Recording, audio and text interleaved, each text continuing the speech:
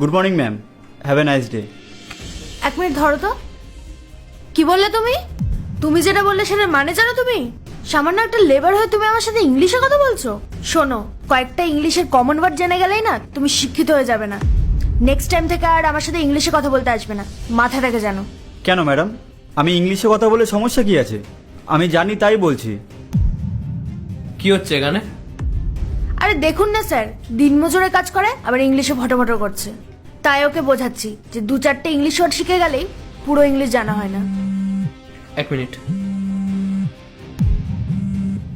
Hello, হ্যাঁ নিশ্চয়ই, আমি আর কিছুদিনের মধ্যে আপনাদেরকে কনফার্ম জানিয়ে দেবো।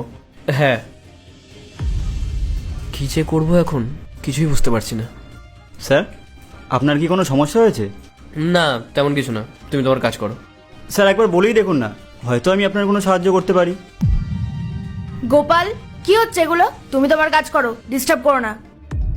স্নেহা, এটা কিভাবে কথা বলছো তুমি ওর সাথে? Sorry sir. আসলে গোপাল, তামিলনাড়ু থেকে অনেক টাকার অর্ডার এসছে, কিন্তু আমি ওদের সাথে কিভাবে কনভারসেশন করব বুঝতে পারছি না। স্যার, এইটুকু বিষয় নিয়ে আপনি এত চিন্তা করছেন? গোপাল, এটা তোমার কাছে এইটুকু বিষয় বলে মনে হচ্ছে? স্যার, আমি তামিল ল্যাঙ্গুয়েজ জানি, যদি আপনি চান তাহলে আমি ওনার সাথে কথা বলতে পারি। কি? তুমি তামিল ল্যাঙ্গুয়েজ জানো? আচ্ছা ঠিক আছে, তোমরা দুজন আমার সঙ্গে আমার অফিসে আসো।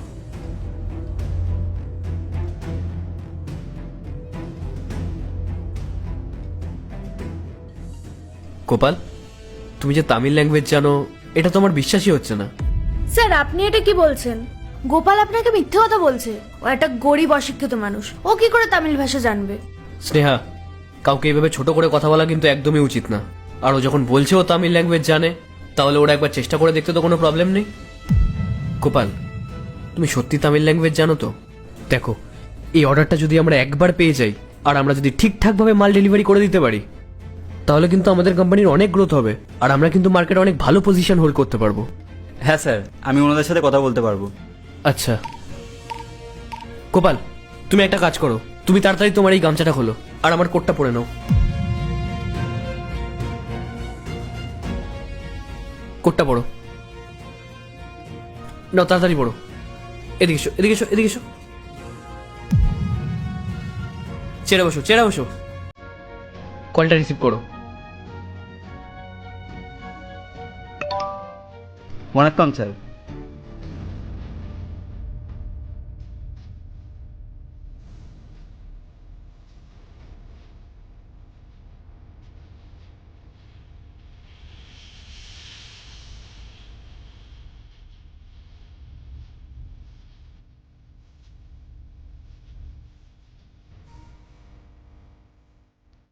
স্যার, ওনারা বললেন যে ওনাদের কাছে যে স্যাম্পল প্রোডাক্টটা গেছে আমাদের থেকে, সেই প্রোডাক্টের কোয়ালিটি ওনাদের খুবই পছন্দ হয়েছে, আর সেই জন্য এই অর্ডারটা ওনারা আমাদেরকেই দিতে চান। আর স্যার, আমরা যদি এই অর্ডারটা একবার ওনাদের কাছে পাঠিয়ে দিতে পারি না, তাহলে আমাদের জন্য খুব ভালো হবে। তাহলে ওনারা আমাদের কাছে আরও অর্ডার করবে। ইনফ্যাক্ট প্রোডাক্টের কোয়ান্টিটিও আরও বেশি হবে। শুধু আমাদের প্রোডাক্টটা সময় মতো পৌঁছে দিতে হবে। আরে বাহ গোপাল, এটা তো খুব ভালো কথা। কিন্তু তুমি আমাকে একটা কথা বলো, তুমি এখানে লেবারের কাজ করো, তারপরেও তুমি এত ভালো তামিল ল্যাঙ্গুয়েজ জানলে কি করে? আসলে স্যার, আমি ছোটোবেলায় পড়াশোনায় খুবই ভালো ছিলাম। পড়াশোনা শেষ করার পর আমি একটা বিপিও সেক্টরে কাজ করতাম, আর সেখানে কাজ করতে করতে আমি অনেকগুলো ল্যাঙ্গুয়েজ শিখে গেছিলাম। বাহ, তা তুমি এত ভালো কাজ ছেড়ে এই লেবারের কাজটাই বা কেন করছো?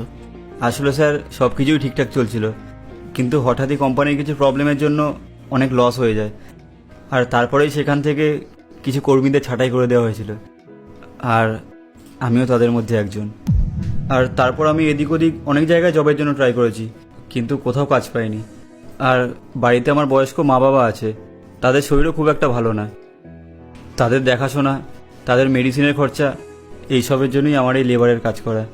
স্নেহা, একবার দেখো গোপালকে। আর তুমি যেন কি বলছিলে, গোপাল অশিক্ষিত। গোপাল, তোমাকে আর লেবারের কাজ করতে হবে না, তুমি এবার থেকে এই অফিসেই কাজ করবে অ্যাজ আ ট্রান্সলেটর হিসেবে। সত্যি স্যার? স্যার, আপনাকে অনেক অনেক ধন্যবাদ। আমি আপনার এই উপকার কোনোদিনও ভুলব না। স্নেহা, গোপাল আজকে থেকে এখানে ট্রান্সলেটর হিসেবেই কাজ করবে, আরও স্যালারি হবে 40,000 টাকা। তুমি সব ব্যবস্থা করে দিও, আর ওকে একটা রুমও দিয়ে দিও অফিসের তরফ থেকে। Okay sir. স্যার, আপনাকে অসংখ্য ধন্যবাদ। আপনি নিজেও জানেন না আপনি আমার কত বড় উপকার করলেন। এবার আমি আমার মা বাবার ভালোভাবে খেয়াল রাখতে পারবো আর নিজের কাজেও মন দিতে পারবো। Thank you sir. স্যার, আমি নিজের 100% দিয়ে চেষ্টা করব যাতে আমি এই কোম্পানিটাকে অনেক দূর পর্যন্ত এগিয়ে নিয়ে যেতে পারি। ওকে গোপাল, থ্যাংক ইউ।